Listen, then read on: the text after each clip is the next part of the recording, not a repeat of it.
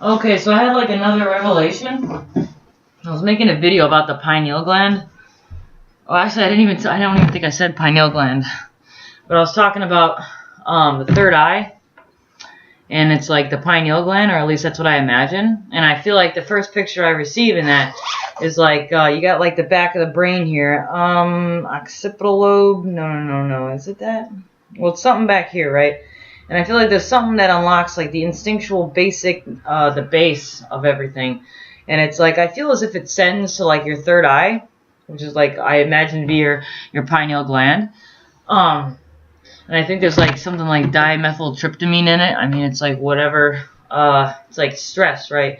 I think it's released with stress, excitement, like it's a high energy field. That's what I feel like is expressed.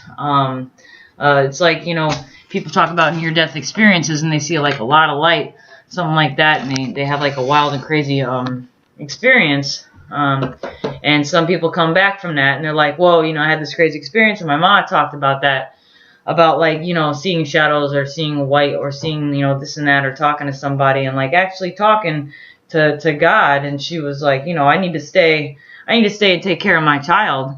And it was like she was back in her body. And, you know, I was just talking about that in my last video, about how, like, you know, I can't tell the difference between being awake, asleep, you know, I can't tell the difference.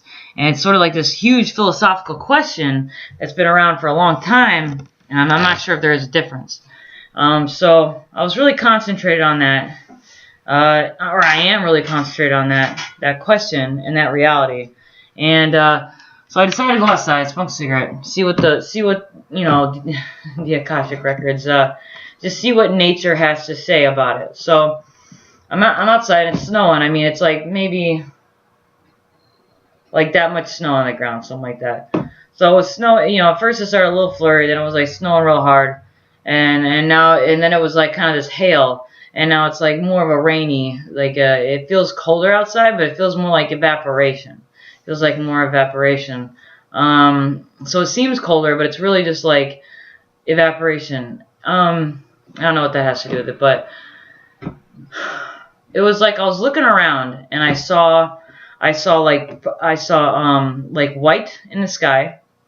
I see like almost like a dividing line of where there was like this bluish grayish white, but then I saw like this reddish white, and then I look to my right and I see like this very, very deep purple gray raspberry, or yeah, what, raspberry? It's like a purple, like a real deep purple. And I'm looking at it and I'm like, whoa, that's like a really concentrated color, you know? Whenever I think about concentrated colors, I always think of Egypt, stuff like that. And, you know, there's something about the nighttime and concentrated colors. Anyways, so, you know, I talk about like the smaller structures and then the bigger structures expressing that. You know, the bigger structures express that so that you can experience that. So we use smaller structures to help define, explain, and experience these larger structures that we move through every day. And, you know, I was wondering, you know, like about the sun and the centerpiece and like the center of it all. And I'm like, you know, that's, you know, if I were to use the pineal gland and the third eye, you know, whatever you want to call it, as like the smaller structure to help understand the larger structure, then I'm like, okay, well, maybe like the center, the sun, or whatever's in the center is, you know, I think of the sun as being like the pineal gland of the whole institution, like the larger structure to help explain our smaller structures. Then I was like, maybe this, you know, maybe that was a sign to help explain what I was trying to figure out, like the sun and the frequencies and the light coming from that. Because when I go outside and I see all those colors, it makes me think of the cosmos. It makes me think of pineal gland. It makes me think of, you know, being able to project that reality into reality, if that makes any sense. Because I always picture like the sun here, and then it's like I picture like, you know, how we draw the sun.